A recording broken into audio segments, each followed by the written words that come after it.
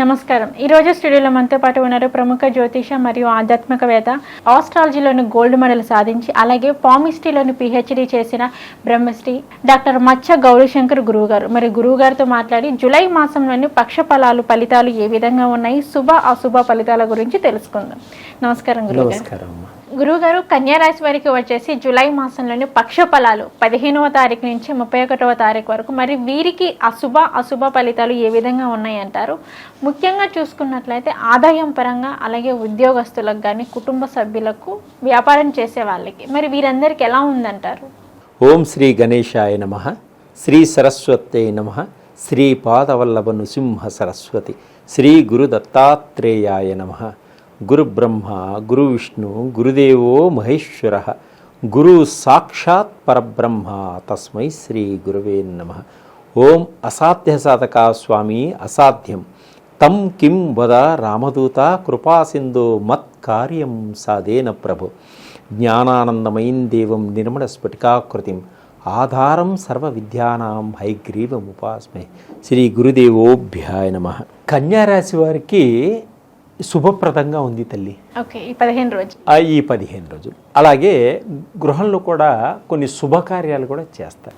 మంచి శుభవార్తలు కూడా వినేటువంటి యోగం ఉంది. అలాగే విదేశాలకు ప్రయాణాలు చేయాలనుకునే వారికి కూడా చాలా బాగుంది. అలాగే కొన్ని విలువైనటువంటి ఎలక్ట్రిక్ కానీ, స్కూటర్స్, ఎలక్ట్రానిక్స్, యాపిల్ ఫోన్స్ ఇలాంటివన్నీ పిల్లలకు కొనిపెట్టడం కానీ, మీరు కొనుక్కోవడం కానీ, ఇలాంటివన్నీ కూడా మనకి ఆర్థిక పరంగా కొనగలుగుతారు. అలాగే విద్యార్థులకు ధైర్యవంతంగా ముందుకు సాగుతారు ఆత్మవిశ్వాసంతో. అంటే వారు ఎప్పటి నుంచో అనుకున్నటువంటి గోల్ కొట్టేస్తారు. అంటే ఐఐటిలో మంచి సీట్లు సంపాదించడం కానీ, తర్వాత వారు అనుకున్న విదేశాల్లో యూనివర్సిటీల్లో సీటు సంపాదించడం కూడా తప్పకుండా వీరికి సీటు వచ్చేటువంటి అవకాశాలు ఉన్నాయి. అలాగే వివాహ ప్రయత్నాల కోసం ప్రయత్నం చేసే పురుషులకు కానీ, స్త్రీలకు కానీ కూడా బాగుంటుంది. వాళ్ళ ప్రయత్నాలన్నీ కూడా ఫలిస్తాయి. అలాగే మీ యొక్క గొప్పతనాన్ని సమాజం గుర్తిస్తుంది. ఆ గుర్తించడం వల్ల మీకు సన్మానాలు, సత్కారాలు కూడా ఏర్పడతాయి. అలాగే ఒక క్రమశిక్షణతోటి మీ జీవితాన్ని నడిపిస్తూ ఉంటారు. పాత జీవితాన్ని వదిలేసి కొత్త జీవితాన్ని క్రమశిక్షణతోటి నడిపిస్తారు. కొంత అప్పులు అన్నీ కూడా తీర్చేటువంటి యోగం ఈ టైంలో ఉంది. అలాగే రావలసిన డబ్బులన్నీ కూడా పాత బాకీలు, ఎప్పటి నుంచో విసిగిస్తున్న పాత బాకీలు కూడా కొంత భాగం వీరికి రావడం జరుగుతుంది. కొన్ని అయితే ఎప్పటి నుంచో ఉన్నటువంటి వ్యసనాలు వీరిని వెంటాడుతూ ఉంటాయి. కాబట్టి ఆ వ్యసనాలకి ఎంత దూరంగా ఉండడం వల్ల ఆరోగ్యపరంగా బాగుంటారు, సంఘంలో గౌరవంగా ఉండడం కూడా జరుగుతుంది. అంటే వ్యసనాలకి దూరంగా ఉండండి.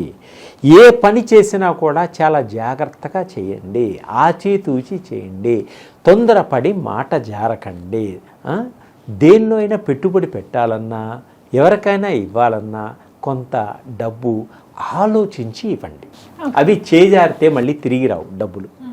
అంటే డబ్బులు కనుక మీ దగ్గర నుంచి వెళితే మళ్ళీ తిరిగి రావు. కాబట్టి మీ దగ్గర ఉన్నాయి కదా అని గబగబా ఇవ్వకండి, ఆలోచించి ఇవ్వండి. అట్లనే వ్యాపారస్తులకు కూడా కొంత భాగం బాగుంది. అయితే చిన్న చిన్న వ్యాపారస్తులకు కొంత ఇబ్బందికరంగా ఉంటుంది. అంటే వ్యాపారం బాగా నడవకపోవడం కానీ, తర్వాత ఏదైనా వర్షాలు వచ్చి ఇబ్బందులు కలగడం కానీ, ఏదో విధంగా కొన్ని సమస్యలు, కొన్ని ఇబ్బందులు చిన్న వ్యాపారస్తులకు జరుగుతాయి. అలాగే కష్టపడితే కానీ మంచి ఫలితాలు పొందలేరు. కష్టపడాలా, కష్టపడితే కానీ మంచి ఫలితాలు వస్తాయి. కష్టపడకుండా ఫలితం రాదు కదా. అలాగే నిరుద్యోగులు కూడా కష్టపడితే విదేశాల్లోనే కాదు, స్వదేశంలో ఉద్యోగాలు వస్తాయి, విదేశాల్లో కూడా ఉద్యోగాలు వస్తాయి. అలాగే కొన్ని శత్రువుల పైన విజయాన్ని కూడా సాధిస్తారు. శత్రువులు కూడా వీరిని ఏమీ చేయలేరు. ఎప్పుడు కూడా శత్రువులు వీళ్ళని ఎంత ఎదుర్కోవాలనుకున్నా కూడా అంత దూరం అయిపోతుంటారు. అంటే ఇప్పుడు విజయం మీదే. అంటే గ్రహాల యొక్క స్థితిగతులు కూడా బాగున్నాయి. తర్వాత మహిళా ఉద్యోగస్తులు సాఫ్ట్వేర్ రంగంలో పనిచేసే వారికి కూడా అన్ని విధాలుగా బాగుంది. రంగంలో ఒక గుర్తింపు ఉంటుంది. అలాగే ఒక టీం లీడర్స్గా ఏర్పరచుకొని ఒక మంచి పేరు తెచ్చుకోవడం కూడా జరుగుతుంది ఈ స్త్రీలకి. అలాగే ఇంకా మీడియా రంగంలో ఉన్న వాళ్ళకి కూడా ఒక మంచి గుర్తింపు రావడం, తర్వాత సినీ చిత్రరంగంలో ఉన్న వాళ్ళకి కూడా కొత్త కొత్త అవకాశాలు రావడం ఇలాంటివన్నీ కూడా జరుగుతుంటాయి. అలాగే రాజకీయ నాయకులకు మటుకు అనుకూలంగా ఉంటుంది. ఓకే. వారు అనుకున్న దానికన్నా మంచి ఫలితాలు వస్తాయి.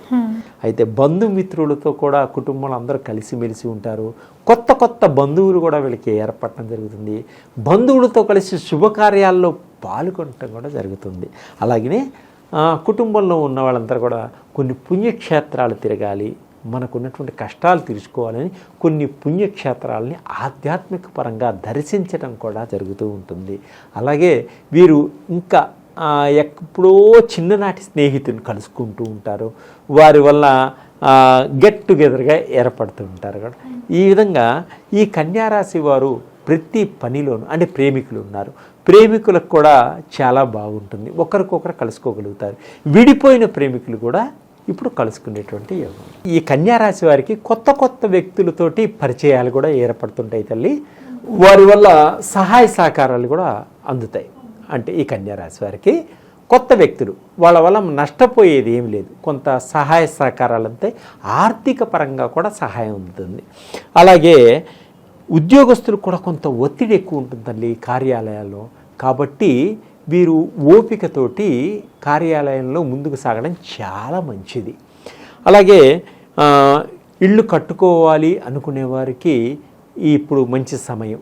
గృహాలు కట్టుకుంటూ ఆగిపోయిన గృహాలని కూడా పునర్నిర్మాణం చేసుకుంటానికి కూడా ఇది మంచి సమయం. రుణాలు కూడా సరైన సమయానికి బ్యాంకు నుంచి రావడం, ఫ్లాట్లు కొనుక్కోవడం, అట్లనే కొత్త ఇళ్ళు కొనుక్కోవాలి అనుకున్నప్పుడు రుణాలు కూడా వీరికి అందుబాటులో ఉంటాయి. ఓకే గురుగారు, అలాగే ఈ కన్యా రాశి వారికి ఇంకా అద్భుతమైన ఫలితాలు రావాలన్నా కానీ, ఆర్థికంగా ఎటువంటి సమస్యలు ఉన్నా కానీ తీరాలి అన్నా కానీ మరి ఎటువంటి పరిహారం చేసుకుంటే వీరికి అద్భుతంగా ఉంటుందంటారు? వీరు ఈ కన్యారాశి వారు ఇంకా బాగుండాలి అనుకున్నప్పుడు నవగ్రహాలన్నిటికి కూడా ఒకసారి పూజ చేయించుకోవాలమ్మా. పూజ చేయించుకోవడం వల్ల వీరికి అన్ని విధాలుగా గ్రహాలు సహకరిస్తాయి. అలాగే శివుడికి ద్రాక్షారసంతో, చెరుకు రసంతో అభిషేకం చేయడం వల్ల వీళ్ళ యొక్క కర్మలన్నీ తొలగిపోయి వీరికి అనుకూలంగా ఉంటుంది. కాలం అనుకూలంగా ఉండడం వల్ల వీరికి ఉన్నటువంటి సమస్యలన్నీ తొలగిపోతాయి. ద్వాదశ రాసుల్లో గ్రహాల యొక్క స్థితిగతులు, అంటే గ్రహాల యొక్క స్థితిగతులు ఏ విధంగా ఉన్నాయి మనం ముందుగా తెలుసుకుందామమ్మా. అలాగే ఇప్పుడు రవి 16వ తారీఖు వరకు మిథున రాశిలో ఉండి తదుపరి కర్కాటక రాశిలోకి ప్రవేశిస్తున్నాడు రవి. అలాగే కుజుడు 12వ తారీఖు వరకు మేషరాశిలో ఉండి తదుపరి వృషభ రాశిలోకి ప్రవేశిస్తున్నాడు. అంటే 12వ తారీఖు వరకు మేషరాశిలో ఉంటాడు కుజుడు, తరువాత వృషభ రాశిలోకి ప్రవేశిస్తున్నాడు. అలాగే బుధుడు జూలై 20వ తారీఖు వరకు కర్కాటక రాశిలో ఉండి తదుపరి సింహరాశిలోకి ప్రవేశిస్తున్నాడు బుధుడు. అలాగే గురువు ఈ నెలంతా కూడా వృషభ రాశిలోనే సంచరిస్తున్నాడు గురువు. కుజుడు ఈ నెల 7వ తారీఖు వరకు మిథున రాశిలో ఉండి తదుపరి కర్కాటక రాశిలోకి ప్రవేశిస్తున్నాడు శుక్రుడు. అలాగే శని ఈ నెలంతా కూడా కుంభరాశిలోనే సంచరిస్తున్నాడు. ఓకే, ఈ నెలంతా కూడా కుంభరాశిలోనే సంచరిస్తున్నాడు. ఇక రాహువు ఈ నెలంతా కూడా మీనరాశిలోనే సంచరిస్తున్నాడు. కేతు వచ్చేసి ఈ నెలంతా కూడా కన్యా రాశిలో సంచరిస్తున్నాడు. అంటే ద్వాదశ రాశుల యొక్క గోచార రీత్యా గ్రహాల యొక్క స్థితిగతులు ఏ విధంగా ఉన్నాయనేది ఫస్ట్ మనం తెలుసుకోవడం వల్ల ఈ 12 రాశులకి మనం ఏ విధంగా ఉన్నాయనేది మనం చెప్పచ్చు.